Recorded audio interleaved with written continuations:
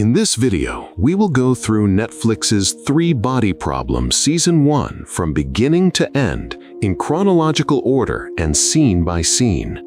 We will cover everything that happens in the series, what the characters experience, the decisions they make, the consequences of those decisions, and what the scientific ideas at the center of the story actually mean, as clearly and in as much detail as possible.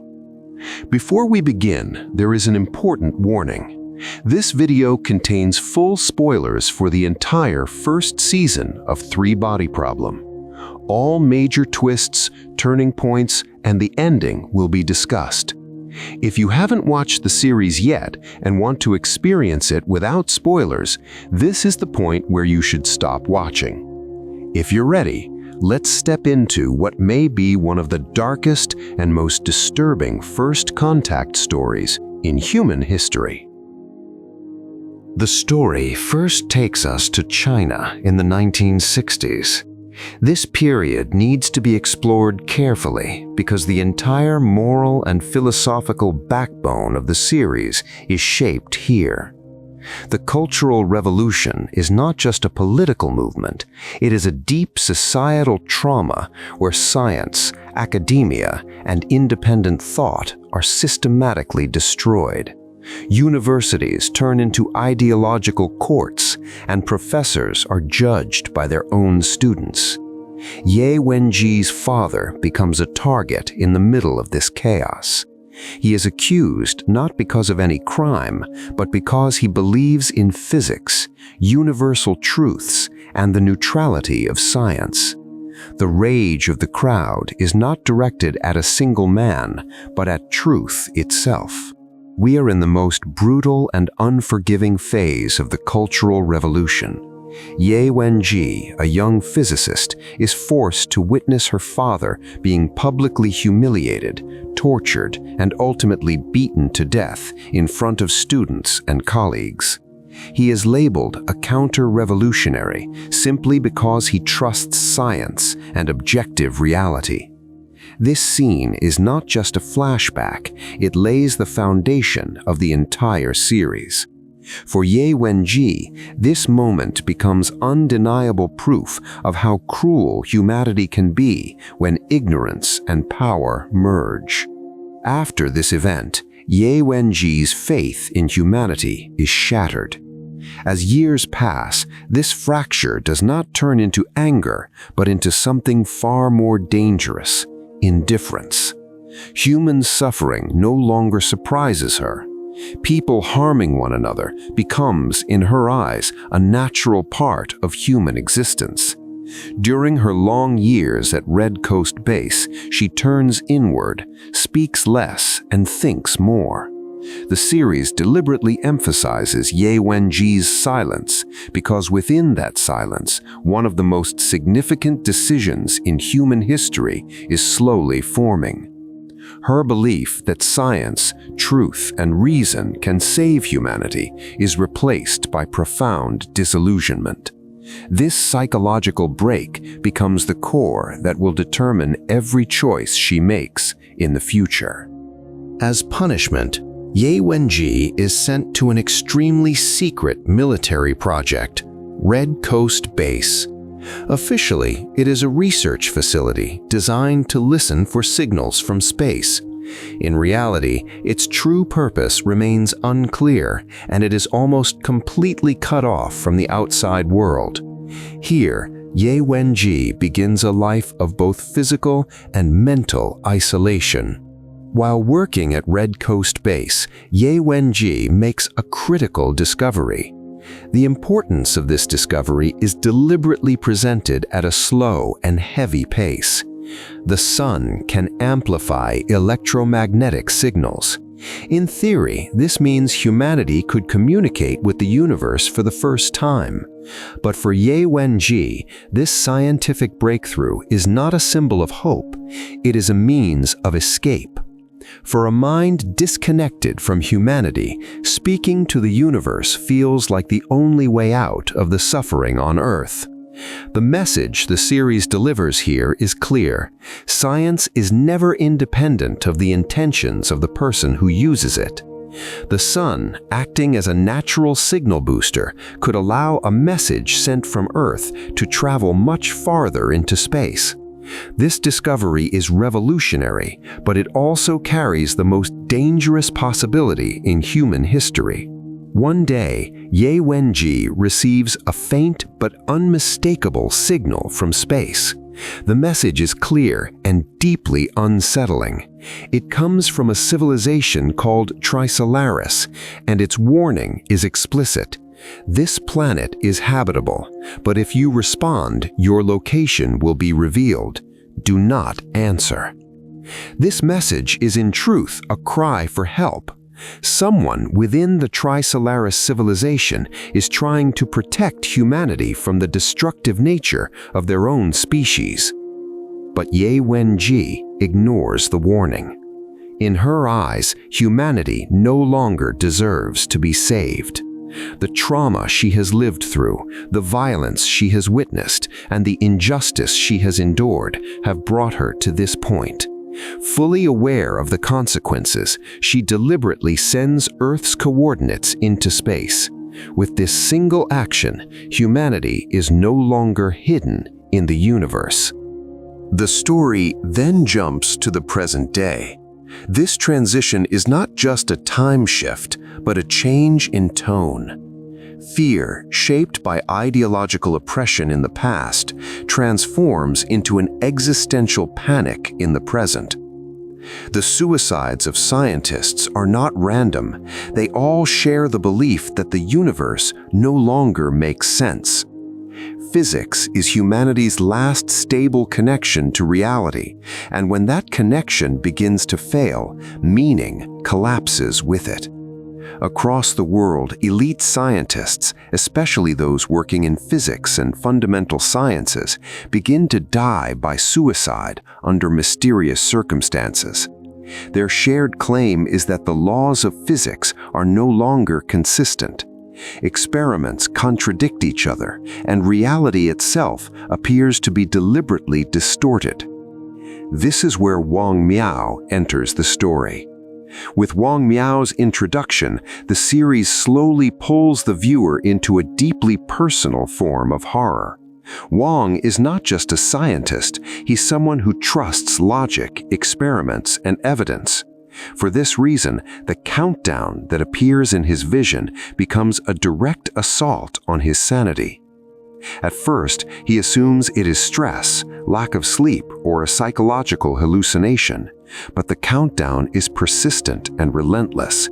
Every time he looks, the numbers have decreased. The series turns this visual into a powerful symbol. Time itself is working against humanity. Wang Miao is a respected nanotechnology researcher. Soon, the countdown becomes an invisible but constant pressure that no one else can see, yet completely dominates his life. Eventually, the truth is revealed. The concept of the Sophon is one of the most disturbing ideas in the series. Sophons are not merely a technological threat, they destroy humanity's trust in knowledge itself. No experiment can be trusted, no result is reliable. This is not warfare through weapons, but warfare through doubt. Trisolaris' true power lies in stopping humanity's progress, not physically, but mentally. The Trisolarisan civilization sends Sophons to Earth, entities the size of protons that function as quantum-level supercomputers.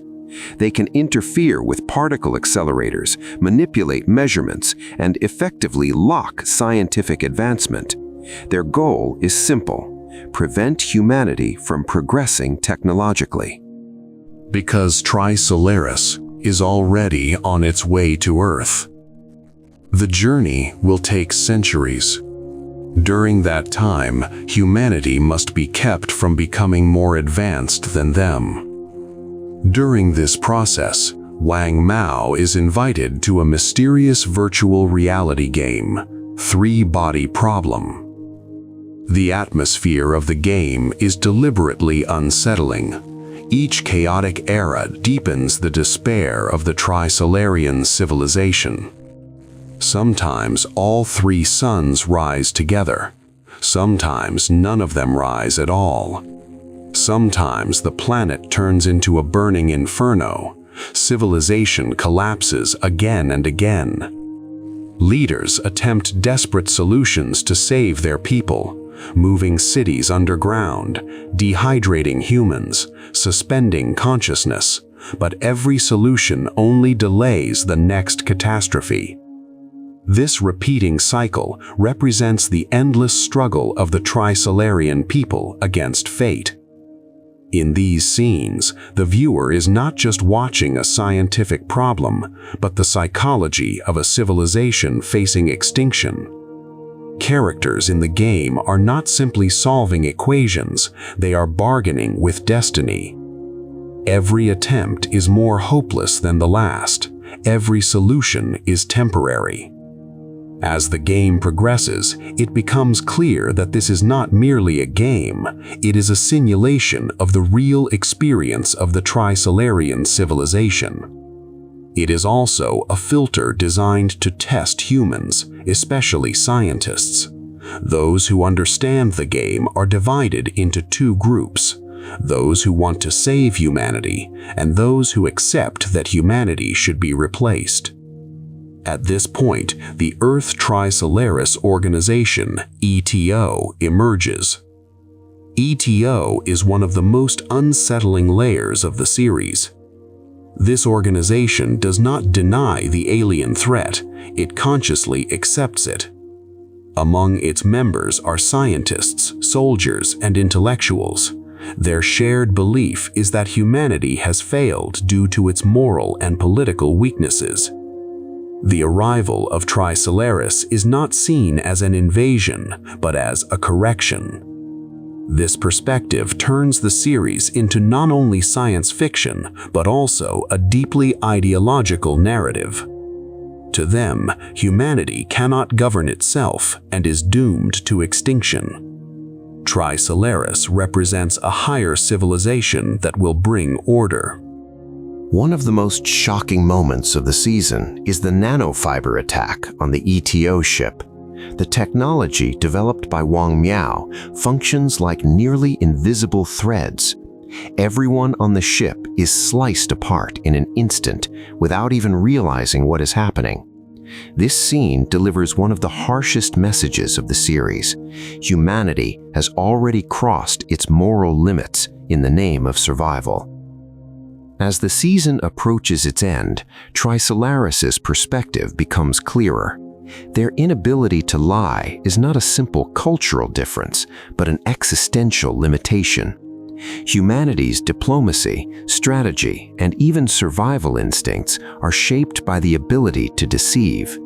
For Trisolaris, humans are unpredictable, and unpredictability is fear itself. The series' strongest tension emerges here. The more powerful civilization is afraid of the weaker one's mind. Trisolaris cannot lie, and humanity's capacity for deception makes humans the greatest threat in their eyes. They do not fully trust humans, yet they cannot deny humanity's potential. In the season finale, humanity finally knows the truth. This awareness is not a victory, but a burden. Humanity now knows it is not alone, yet has no idea what to do with this knowledge. Sophons remain active, science remains locked, and the Trisolaran fleet is silently approaching. The finale amplifies this sense of uncertainty. It offers neither true hope nor total despair, only an unavoidable waiting period. Aliens exist. They are coming. Science is frozen, and time is working against humanity. The series does not present a traditional alien invasion story. Instead, it suggests that the real battle will be mental, ideological, and moral. The message of the season is clear. Three-body problem is not about the existence of aliens, but how humanity fractures when confronted with cosmic truth. Fear, hope, surrender, and resistance collide.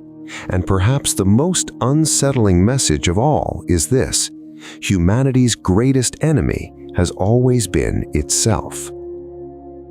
This brings us to the end of the video.